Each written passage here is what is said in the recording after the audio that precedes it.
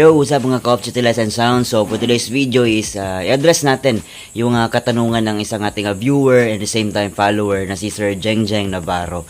Ayan, so Sir Jeng, ito yung tanong mo regarding sa ating equalizer, itong 31 band equalizer, kung para saan ba itong mga button dito. Ayan guys, so ayan, yan. Ilaw-ilaw. Alright. So explain ko sa iyo sir kung ano yung basic lang na uses nito or function nitong ating mga button dyan. So, mabilisang video lang, Sir Jeng. Alright, let's go! So, ito na, Sir Jeng, ang ating 31 band equalizer. So, again, itong 31 band equalizer natin is ginagamit lang natin pang tanggal ng feedback. But since yung katanungan mo regarding dito sa ating mga button, ito explain ko sa iyo, sir. So, ito yung unang button natin dito sa yung EQ bypass.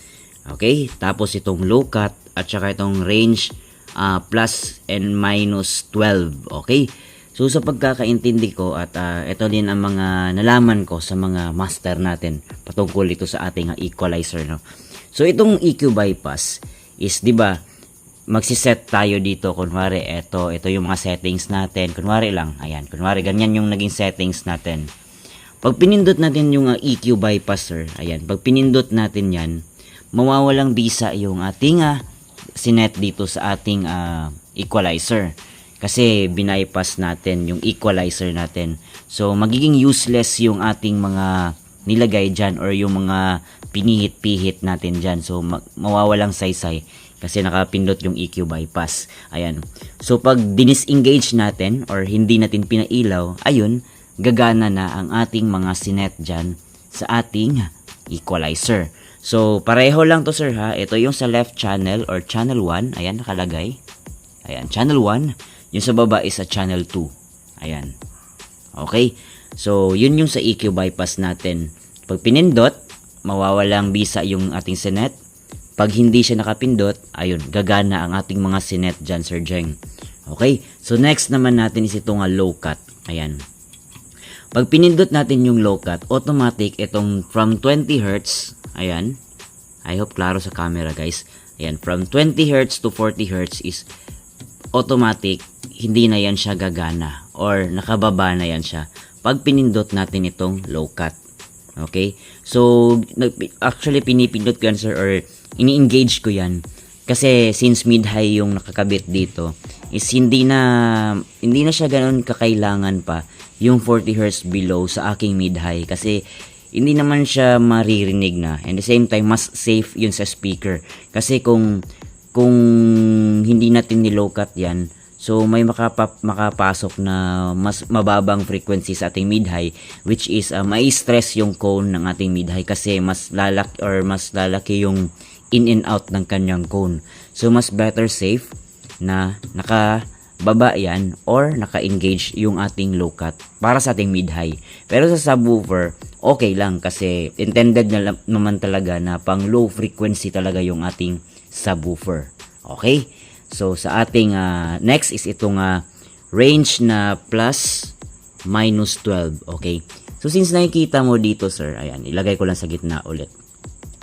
Di ba nakikita mo dito 0 tapos plus 6 na yung sunod and then minus 6 din yung sa ilalim. So itong mga guhit na to, sir, is may value yan. May value yan hanggang maging plus 6. Okay? So, pag sinagad mo yan, plus 6 dB yan siya. Okay? So, 0 dB yung gitna. Pag sinagad mo, plus 6 dB na yan. O, yan yung pinaka-max niya, plus 6. Okay?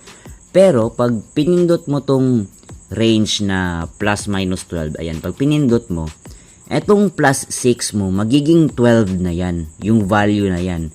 So, it means, konting pihit mo lang, magta-times 2 na siya. Parang times 2 na siya. Kasi 6 to eh. Tapos 12 yung plus minus 12 dito, yung range niya. So, since 6 yung maximum niya, so, i-consider mo na as 12 na yan siya dyan. So, yung gitna is, dyan yung plus 6. Pag sinagad mo, plus 12 na yan. Okay, so mas lalakas siya or kasi mas lumaki yung value ng tagapihit mo. So kunwari gusto mo ng plus 4 lang, plus 4, ayaw mo ng plus 6, so hanggang dyan. Okay, ganyan yung value niya. Pero since pinindot mo yan, magiging nasa mga, let's say, mga plus 8 na yan siya, sir. Ayan, mga 8 na yan siya. Or, let's say, 10, ganun. Kasi pag sinagad mo, 12 na yan. Same thing din kung ibaba mo. Instead na minus 6, magiging minus 12 na siya. Okay? Pero sa akin, hindi ko na ini-engage yung range na plus 12 or plus minus 12, sir. Yung tanging low cut lang yung ini-engage ko. Ayan. Low cut lang talaga sa mid-high ko. Personally, sir, pero depende na rin yun sa iyo kung saan ka mas komportable. But for me, ganyan lang yung aking setting sa aking 31 band equalizer. Okay? Ayan, tapos naka 0 dB lang ako dyan. Ayan, 0 dB. Pero minsan, umaabot ako hanggang dyan, sir. Hanggang mga 2 o'clock. Pero most of the time, since hindi ko naman kailangan ng malakas talaga na audio, hanggang 0 dB lang tayo. Or 12 o'clock lang. Yeah, and naka-flat lang ako dito. Ayan. And since magsa-soundcheck or magtatanggal ako ng feedback, usually dito na mababago. Either nakababa yung 8 or konti yung 5 or depende pa kasi i-check mo yan isa-isa Tanggalin mo yung feedback.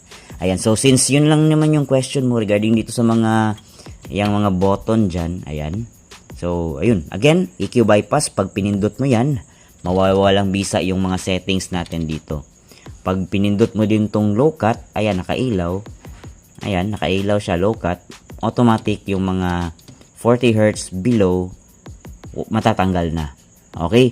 Tapos itong range plus minus 12, ayan, pag pinindot mo yan, magiging times 2 na yung value ng tagapihit mo dyan, sir. Ayan. So, sa akin, yung aking ginagawa lang is tanging low cut lang yung maiiwan na nakailaw para yung 40 Hz below lang ang madi-disengage. At saka 50 Hz hanggang sa dulo, yun yung mga gumaganang mga band natin. Okay? So, I hope, sir, nakatulong. Ayan, humaba na naman ulit tayo, Sir Jeng Navarro. Ayan, so, hanggang sa susunod, Sir Jeng, kung may mga katanungan ka regarding sa ating mga processor, hanggat kaya natin explain natin. Ayan. Okay, hanggang sa susunod na video, mga ka-Obs Lights and Sounds. Alright.